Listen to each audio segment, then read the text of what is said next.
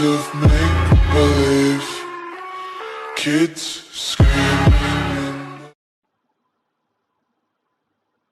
Hello guys, my name is Homer. I can watch the Earthway, but that one. Okay.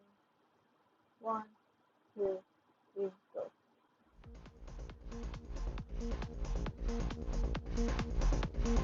I was 20 at the time when this happened. I still remember this as a vivid memory in my brain that would never get erased. One day, I was at a club with a few friends. I saw a cute girl which was totally my type at first glance. She had blonde hair and deep brown eyes. Her nose was tiny and cute. Her lips were red like a rose. I approached her and I asked if she wanted a drink or something. She said yeah, and we drank a lot. She told me to come by her place. I hesitated at first, but soon I agreed. I told my friends that I was leaving early, and we booked a cab. We got in the cab, and 15 minutes later, we arrived at her house. Her apartment had a 2-floor. That one is good. Okay, let's just talk about that. Nothing special, but just normal. We stepped inside, and all of a sudden, I smelled something rotten. I don't know what in the game with the bathroom. I don't know what that's for. I got a bit nauseous and asked her if I could use the bathroom. She smiled and said yes. I rushed in, and as I did, the smell got stronger. That's where the smell was coming from. At first, I didn't pay attention and puked into the sink. I thought that I had drunk a bit too much, but it was not. Just then, I heard a splash of water right beside the bathtub. I turned and opened the shower curtain, and then what I God. Okay, I don't want to do that. saw made my heart drop. A dead body of a boy around my age. Oh God. It's scared because it's kind of yet and but it's start. Wait, it's on the fashion? Okay, I don't want that. Mutilated, was lying in the bathtub obliquely. As I got closer, I realized that his right leg was cut off too. Oh, I was freaked out. Jesus. Oh, okay. Okay, he's coming through. I wanted to scream, but it didn't come out. But I decided not to go outside because she might be a psychopath killer and could kill me too. Oh, Jojo is. Okay, I'll tell I tried to find an escape. Then I spotted something that I wasn't expecting.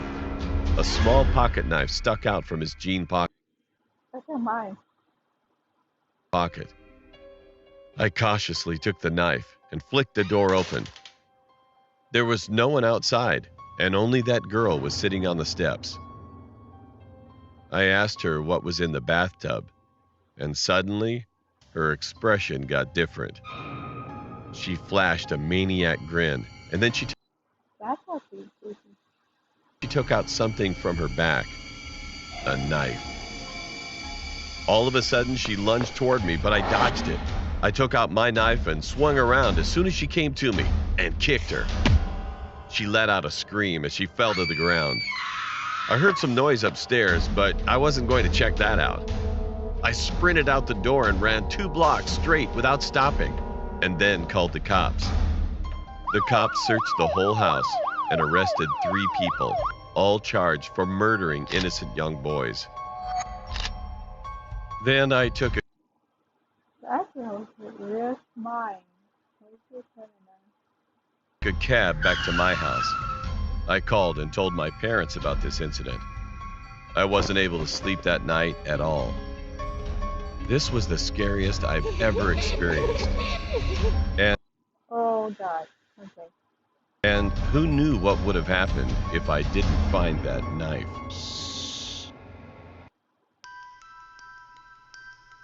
My mom used to work as a taxi driver, and she started to go out with one of her coworkers. Let's call him Larry for the sake of the story. He seemed like a nice guy at first. Finally, they got married and had a daughter, and we will call her Ruby. But once they got married, things started to change immediately. He was not a nice guy after all. If something didn't go his way, he always ran to his mom's house. Because in her mind, he was still her baby, even though he was a 50-year-old man. He was such a mama's boy. Mom and Larry would break up and make up a lot, so that was just normal behavior. But when he got drunk, sometimes we didn't let him inside the house as he can become a violent person.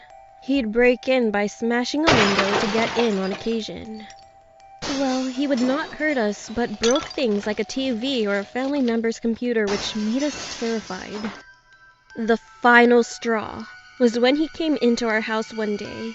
He kidnapped Ruby and ran away for 2 days until the police arrested him and brought Ruby back home, even though Larry was her dad.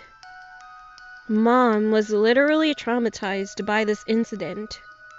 We decided to move out of our house, and it was a great idea to move away from him at a safe distance. We had none of his belongings, so he had no reason to come crawling back to us. So we moved out, and as time went by, we settled into the new house. We all started school, and I always woke up extra early to shower and play video games before I went to school. But this one day, when I woke up at 4 a.m. and finished taking a shower, I came out of the bathroom and looked out of the window unintentionally. It was still dark, and there was a man who was walking up and down the path by the side of our house. Suddenly, he looked up and stared at me. He realized that I saw him.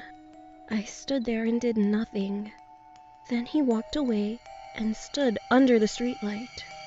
It was Larry. He had the most malevolent smile I've ever seen. He came over to the mailbox saying that he was sorry. He said that he wanted to talk to my mom so they could start over again. I ran to Mom and woke her up, but we decided to call the police instead of letting him inside. About 10 minutes later, the police came to arrest him. They found out that he drove a car while drunk and left it halfway up the road. And when they searched him, he had a surgical scalpel in his pocket. He told the police that it was just a joke, but no one believed him.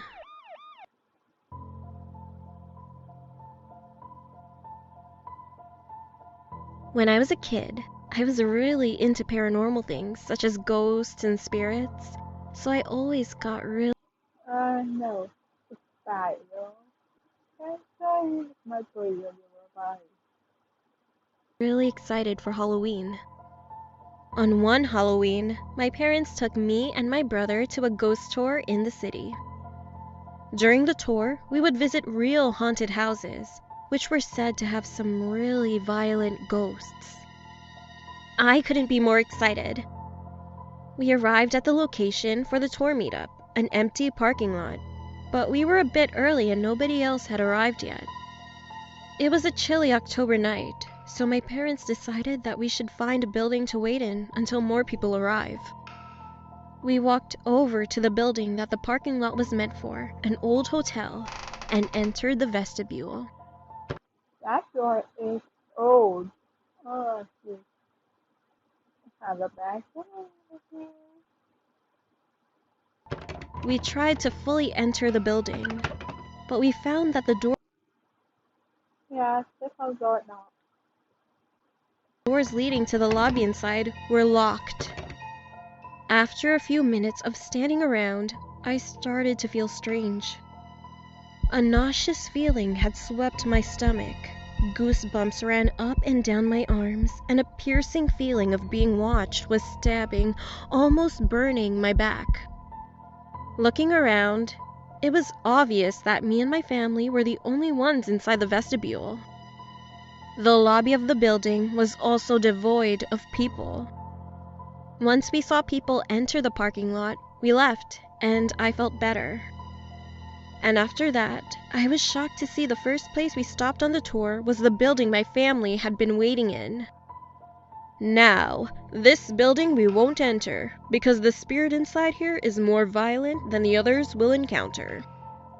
The guide stated, "In here, we have the Shadow Man. He doesn't terrorize the whole building, just the area that you enter through. He's been known to slap and scratch people coming inside." A few pictures were passed around. All of a sudden, I don't know how and why, but I recognized that an inky black figure stood against the door's windows. Oh, okay, that's scary. Yeah, it's not there. I want to do. I'm not there. Nothing. I don't want to do peace after a door. Its eyes were glowing white, and it had long fingers and pointed nails. It was freaky to think that I might have been targeted by the Shadow Man, but I didn't think much of it until after the tour when my family went back home. I started to complain to my mom that my back was itching and burning, so she grabbed some ointment and told me she would look at it. We thought it was just a bug bite. We had been walking around outside at night after all. When she lifted my shirt, she asked when I had scratched my back. I told her I hadn't. She took a picture on her phone and showed it to me. I was met with a long red scratch leading from my shoulder to Oh my gosh! I think I'm so mad because the middle of my back. The skin on my back was a shade of red, like a rash. Me and all of my family couldn't say anything, but just turned back straight to our house. The Shadow Man had got me.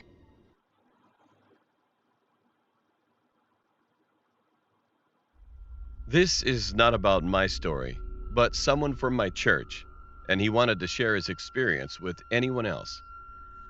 He's a 32-year-old man, and his pseudonym is Mark. He's a fairly big guy, and this situation took place when he was on his way home from work. He said that he had lost his phone 1 week before this whole situation happened, so he couldn't call and get any help during the story. It was quite late, around 11 p.m. He had finished work and was walking to a taxi stop location, and when he got there, a few people were standing around waiting as well. After about 2 minutes, he noticed that there was a minivan approaching. Usually, minivans are cheaper than taxis, and he felt tired that day, so he decided to take the minivan. He sat on a seat, and there was a young boy seated in the passenger side next to the driver who was collecting the fare. And then, 2 other boys who looked like teenagers also boarded the minivan and sat in the seats in front of him. Once the minivan took off, after about 5 minutes, the boy asked if they would like to drink some Coke. The boys accepted and started drinking. And they also gave it to Mark. Mark was also feeling thirsty, so he took it, but only a sip. Not much later, he started feeling drowsy.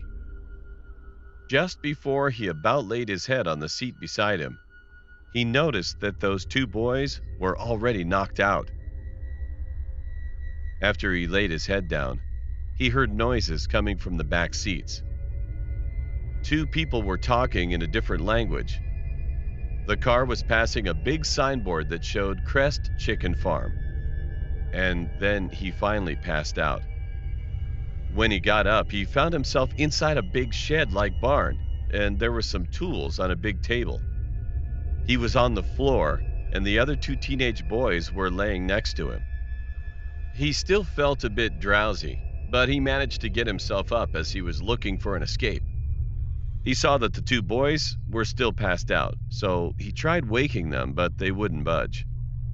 As Mark was kind of a big man, he tried to see if he could carry one of them, but it was hard to do because even Mark was having a hard time to stand properly. And then he heard voices. He took a peek from the door, and 3 people were walking toward the big shed, coming from a house on the hill, which was quite close to the shed. Mark panicked and tried to look for another exit. He was looking around the place, and he found one at the end of the shed, luckily. He approached quietly and escaped as fast as he could. At this point, his vision was all blurry, but he managed to find a fence door and unlocked it. He heard the people shouting, but he ignored. He just kept on running. When he finally reached his house, it was early morning, around 5 a.m. His wife was up all night waiting for him and ran out the front door as soon as she saw him. He collapsed and slept for almost the whole day. When he woke up and finally got a chance to explain to his wife what had transpired that night, he remembered about the other two boys who were still there. Then he contacted the police immediately. He told the police about the road signs and a big billboard for Crest Chicken Farm and other things that he could remember. About 2 weeks after, there was a police report about how they found two teenage boys' bodies in a lake and advised that when they examined the bodies, all their organs were missing. Mark just stood in fear. And as the event was too traumatic for him, Mark had to quit a job for a while.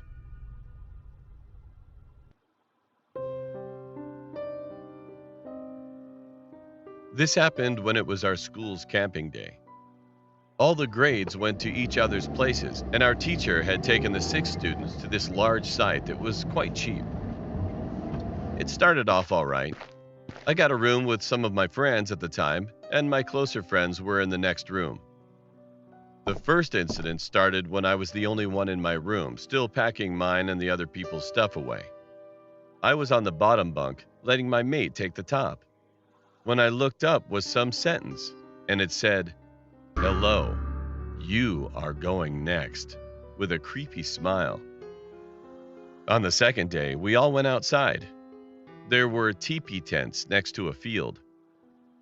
I hung out in one with one of my friends. Some others hung out in a second tent, but in the third tent, I saw a shadow with a knife. I told the teacher and another student who went in, but didn't come out. But nobody believed me, and there was nobody inside the tent. I thought something was really weird. On the third day, 3 of my roommates were out on a day trip with some others, which I was going to do the next day. I had done a mud course, and after that, I decided to have a shower. The water was black and disgusting, which added to this horrible week. All of a sudden, when I was still in the shower booth, the doorknob was shaking.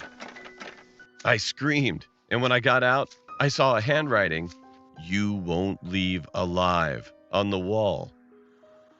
Then I saw a shadow in the window. My room's door was locked while I was having a shower, so no one could enter in our room. The fourth day, I was taking a walk someplace that no one knew, and then I found a huge knife and blood-soaked clothes. I just hoped that this stupid and terrible camp would finish soon. Then the last night, I woke up in the middle of the night because I saw the same shadow leaving my room. And there was a knife on the floor, again. I couldn't sleep the rest of that night. The last day, I was left to clean the room and set the beds for the students, whoever would use it next. When I was about to finish, I saw the door and it said, "You are lucky you survived. I didn't have enough time, but next, I will not let you go." I panicked, so I ran from that creepy room. I told my teacher. However, by the time we got back, it was gone. As I got onto the bus, I looked in the window of that room, and the shadow stared back at me, with a decapitated head in one hand, and in the other hand, the same knife I had seen twice. Later, when I came back from the camp, I heard about that place. It was an orphanage and a mental institution that had many mysterious deaths. To this day, I wondered what would have happened if I'd spent longer than 5 days at that place.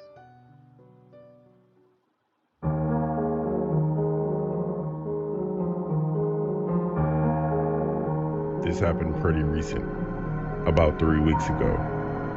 Myself and 3 friends were hanging out at a shopping center one evening. We were messing around posting clips on TikTok. Then one of my friends started laughing, and I asked her what she was laughing at. She told me that guy behind us kept staring at me. When I turned around, it was some older guy just watching me. He had black sunglasses, a cap, an old Adidas tracksuit with scuffed up shoes, and had a disgusting looking beard. My friends thought it was hilarious, but I found it really weird.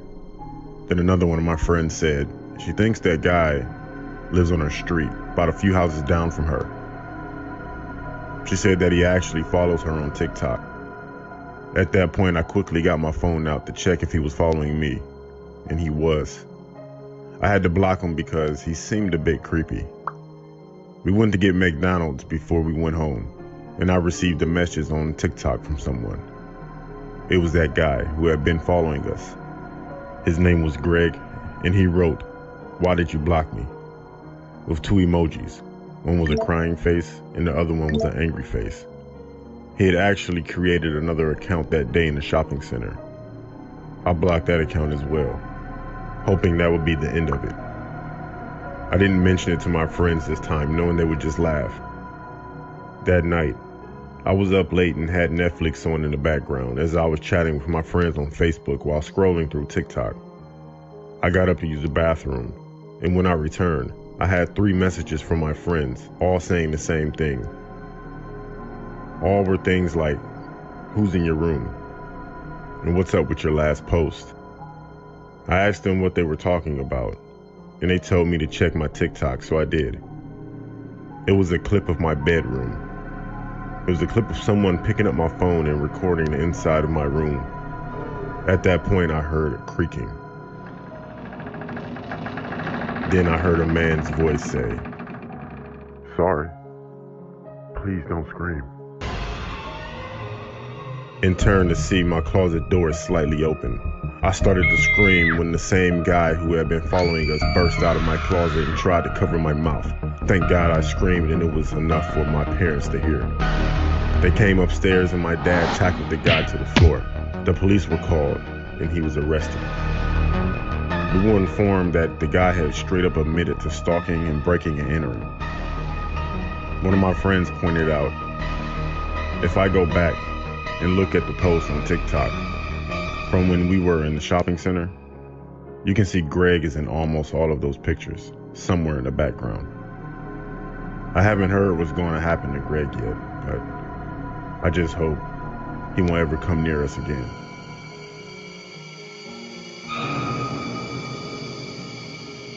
Okay, conspiracy.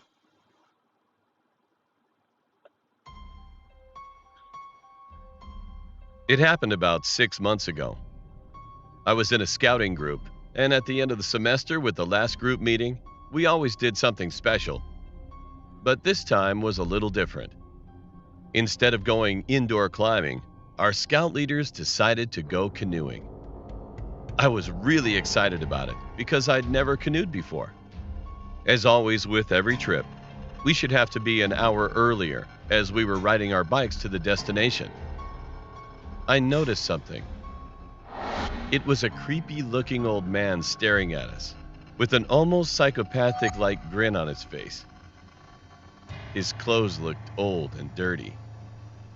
But I shook it off, thinking that even if the guy was some kind of creep, it still wouldn't matter because we were with a group. As we arrived at our destination, the guy from the canoe company told us how to row and that we had to choose our buddy to canoe with. I chose my friend Noah that we've been friends since elementary. We got to go first, and it was sort of a race, so we were happy to go first. But within 10 minutes, we got passed by my little brother and his friend. It went pretty normal after that. We saw this guy in the middle of the stream in a boat, just fishing and sipping a beer. 10 minutes after, I saw the same guy I saw on the way here. He was just standing on the ground next to the stream with that same awful grin on his face. I thought of it as being a cliche, as this always happens in the movies. Noah also said, it's probably just a coincidence. He said this place is a popular camping place, especially at this time of the year. To be honest, he wasn't that scary that time. He might just be an old crazy man trying to scare some of the kids. So I just canoed on, and half an hour later, we were at the end. I got wet, so I grabbed a towel, and we went back to the meeting place. After that, I was going home alone, riding my bike. And I saw that same old guy in a car with another man who was sitting back seat. And they started slowing down. And the man asked me, "Hey kid, looks like you need a ride." The man behind the wheel said nothing, and I tried to say it as polite as possible. "Oh, no, thanks. I'm almost home anyway." As I looked at the man again, and I noticed fury and madness in his eyes, which I didn't know why. I just got scared, so I pedaled my bike out of fear of being kidnapped. But the car started chasing me, and they blocked the road. It was around 9 p.m. in a suburban neighborhood. Nobody was out on the street. As that guy opened the door, he jumped out and pushed me aside from my bike. I saw him with a gun in his hand. Then he finally knocked me out unconscious. I don't remember how many hours passed. However, I could hear the sirens dimly. 2 police officers saw this car was speeding, so they were chasing him. I also heard gunshots, which made me so scared. And then they shouted, "Shots fired! Shots fired!" 2 minutes later, the gunshots stopped, and the trunk where I was opened. It was a police officer. He took me out and told me, "It's safe now. Don't worry." Later, an ambulance arrived soon, so I could go to the hospital and met my parents there. Now 6 months passed, but I still think about what if the police officers didn't see them and they took me to the place where they were heading.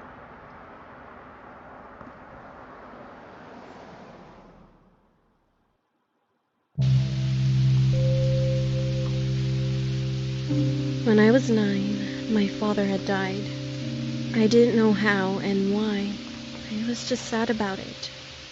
I soon got over it and would just look at the pictures I had of him. After some time had passed, I constantly saw him. Whenever I saw him, I told my mom, "Daddy's home, Mommy. Daddy's back from his long trip." You just died. Why? You see a ghost? Really? You? Well, she thought those were recurring dreams, and maybe a sign that I wasn't handling his death well. Whenever I told her, she would just take me and my sister out to get some ice cream. I soon stopped telling her, because after we moved across the city where I lived, which is Reno, Nevada, I still saw him sometimes in my 6th grade class. One time, when my best friend and I were working during math class, I saw my dad sitting beside me. Then I whispered to my friend that my dad was right next to me and that he constantly followed me around. But he was different from how I remembered, because there was always a bullet hole on the left side of his forehead near his hairline. In the 7th grade, he still followed me around and always frowned every time he saw my stepdad either hitting me or screaming at me. My stepdad was kind of tough, so he did that to me sometimes. Whenever my stepdad would enter the room, he got mad at him. I heard my dad gently one time in a dream tell me that he had killed himself because of my mom. He said that my mom cheated on him and always yelled at him saying he wasn't good at being a father. Over the summer between 9th and 10th grade, I was in summer school taking the 2nd semester of Algebra 1. I was sitting at the front by the door when all of a sudden, something outside caught my attention. My dad was staring in through the window of the door. His eyes were empty. I was horrified being watched by him.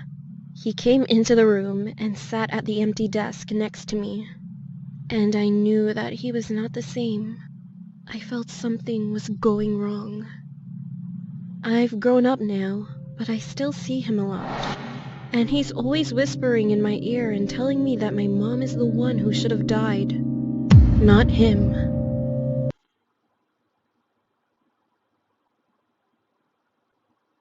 Okay. My name is Jude, and I'm 27 years old. I've always loved going camping ever since I was a young boy. Some of my earliest memories were of me sitting around the fire with mom, dad, and grandfathers, singing songs and telling stories. Whenever we told stories, we always ended the night on a scary story, right before going to bed. And my grandfather's stories were always the best. His descriptions gave me chills as he described vivid characters and monsters from his imagination. I always loved to hear his stories, but once, when I was 10 years old, something happened that scares me to this day. One cool autumn day, my parents decided to take me camping with my grandfather, as we always did around that time of year.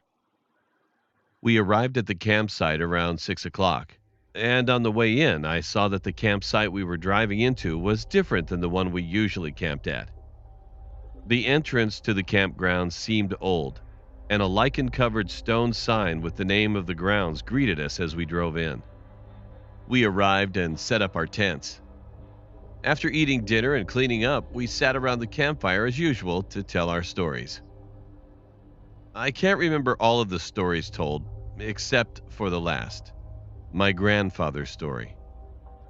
I remember the smell of the burning wood and burnt orange sunlight casting long shadows off into the trees behind us as he began to tell his tale. He started by saying that it was a true story from his childhood, and he had waited to tell it to me until I was old enough. This grabbed my attention, as usually my grandfather told fake stories and never about himself. He said that he had been camping at the same campsite we were staying at when his story occurred.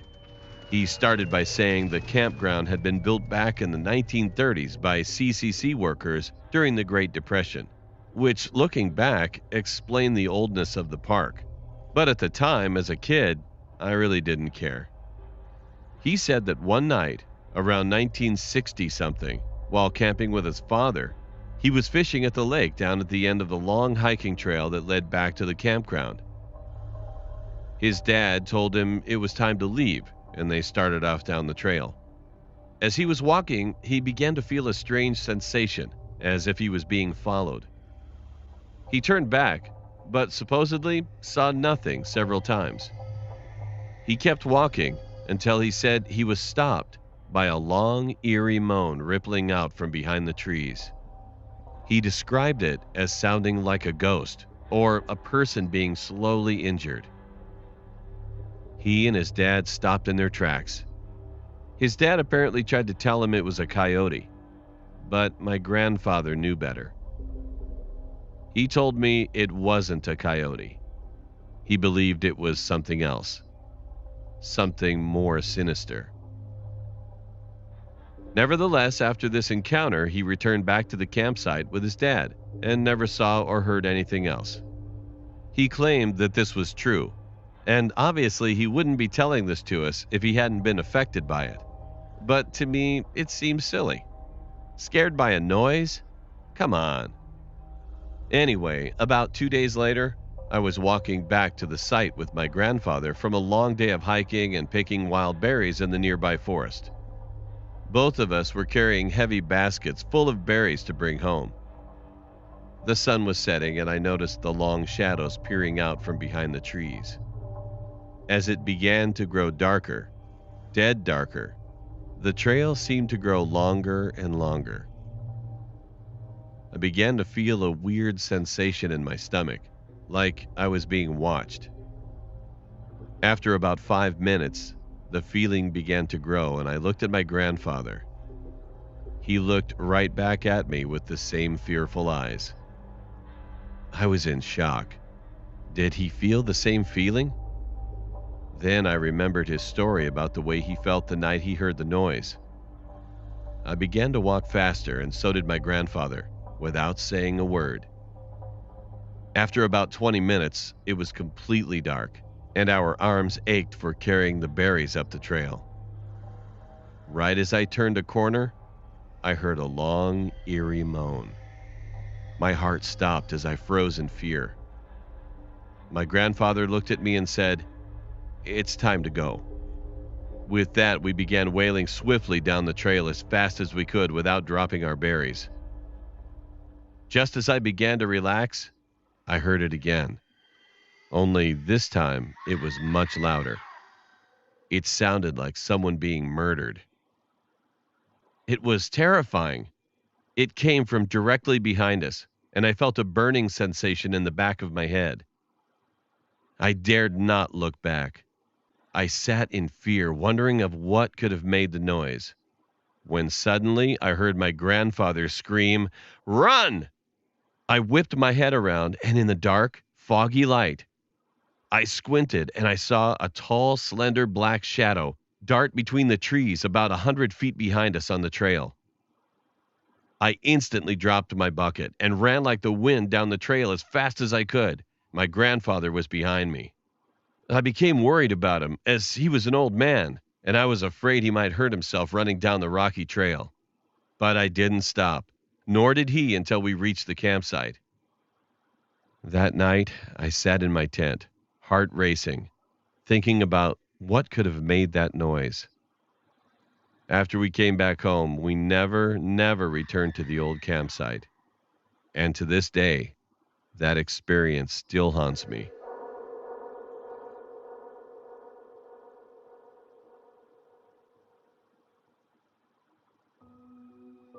My name is Danny. Last year, I entered the high school as a freshman. One day while I was in PE class, the coach allowed us to get water one at a time, and I was the first student to go. I rushed inside one of the buildings from the courtyard to find the nearest water fountain. Since the building was pretty old, the only 2 fountains on the first floor were unusable due to rusty pipes. The only option was to go down into the unused basement, knowing that no one was allowed.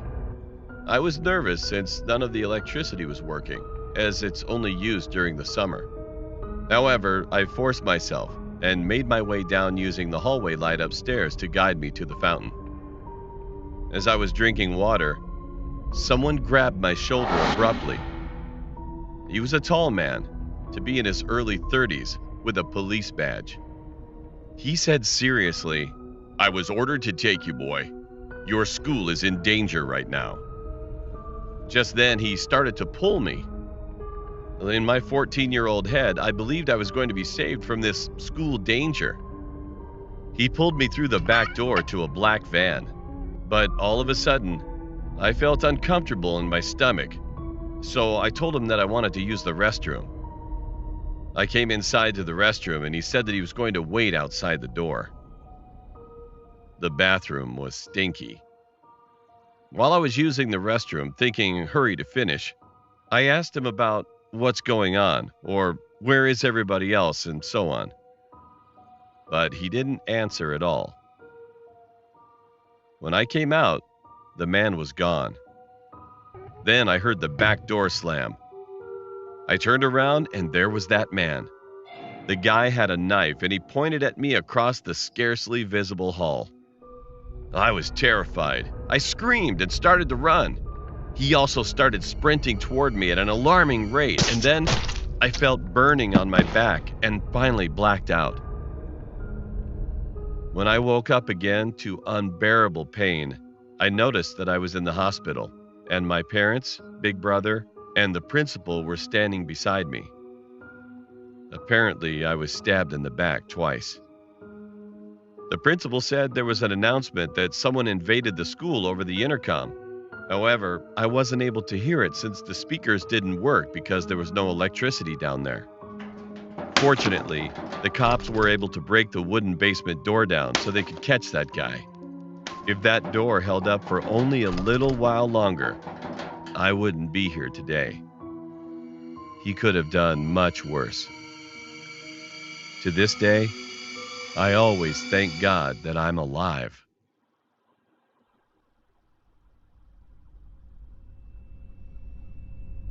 When I was in my last year of college, I started going to frat parties more often. I remember where they would have the frat parties at. It was at some creepy abandoned lake. There was one cabin around the lake, and it was big enough for parties. And that night, me and my friend Kai were walking to the lake for the party. When we got there, I saw a beautiful young girl. She had blonde hair with pretty blue eyes. Kai noticed that I was staring at her, and of course, he made a dumb joke. I told him to shut up, and he chuckled. And then he said, "Go talk to her, dude."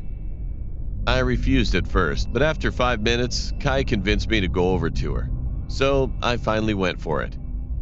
I walked up to her and I said, "Hey, are you new around here?" She then said, "Yeah, it's my first year of college," and smiled. Then she told me that her name was Jamie. We started talking, and about 1 hour later, we decided to go into the woods. As soon as we were far enough away from the party, she looked at me and we started kissing. Well, to tell the truth, it was the best moment ever of my life. After about 20 minutes of making out, she said, "Let's go back to the party." But after walking for 5 miles, I heard something. And suddenly, I realized that Jamie was with me no more. She was gone while I was not paying attention to her.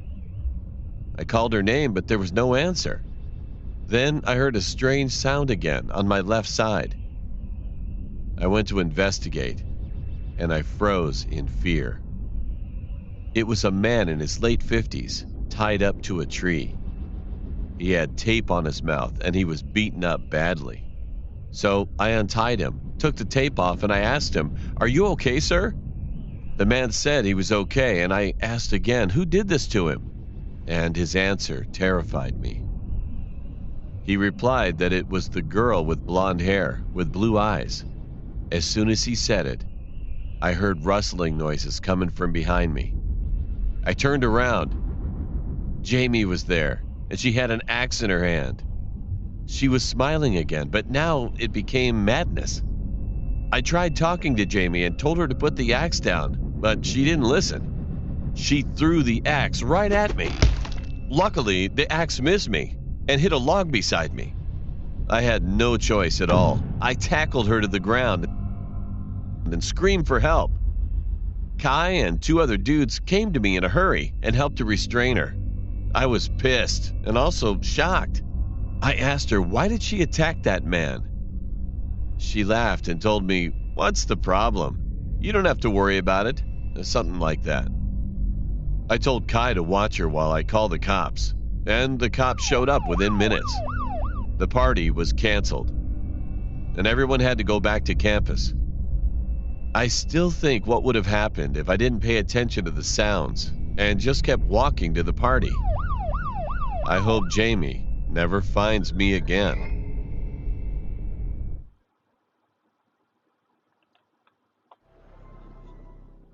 A few years ago, more like 10 years ago, I used to be big into visiting weird websites. I had a lot of time on my hand due to not playing sports, nor did I volunteer for anything at all in high school. I told my friend Mark that I was starting to get bored. Honestly, I was bored with what I was experiencing on these websites. He said I should go on the deep web. He and I used to go on the deep web, but never found anything. So I decided to search through some more stuff, a little deeper. I searched for hours every day for about 2.5 months. Still nothing that I hadn't seen already. I told Mark, and of course he said just visit the dark web. When I did go on the dark web, I saw chat rooms, all with different names. I came across one named I, as in EYE. It was all in caps. I entered the chat, but before entering the live chat, you are assigned a number. Mine was P34. I confirmed my number and entered. There were hundreds of people. The comments were coming in quick. At first, I didn't understand what was going on. The screen was black, then a name popped up on the screen that said Mr. Wiggles. The comments immediately stopped and a voice came over my speakers. "Welcome, P34. Then his name disappeared off of the screen and the comments continued, everyone giving me welcomes. A few minutes go by, then a countdown from 10 pops up on the screen. Then the chat goes crazy. Once it reached the number 1, the screen went straight to what looks like a view from a camera just watching someone in what looks like at their home. I sat there watching this for 20 minutes and nothing happened, so I shut down my computer. The next day I went to school, had a normal day, went to Walmart, then I went home. I decided to go back on the same chat from before. I confirmed my number P34 and again, there were hundreds of people commenting. Mr. Wiggles popped up and just like before, the comments stopped. Across the screen it said, no new members tonight. Then the countdown started again. Everyone in the chat started going wild. The countdown finished and then it was showing the point of view from a camera again. But it was outside of a school. My school from earlier that day. At that point I was intrigued. I couldn't tell if it was focused on a certain person or just watching the school. After 30 minutes of watching the video, our school bell rang and everyone started to come outside while whoever was recording was positioned across the street in the car. Once everyone came out, the person got out of the car and started to follow a crowd of kids.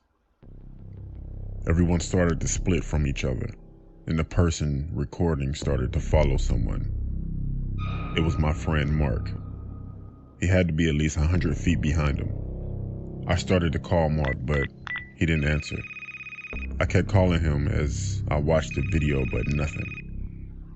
The person followed him to his house and sat outside of his house for a few minutes. The man behind the camera finally said, "No parents are home."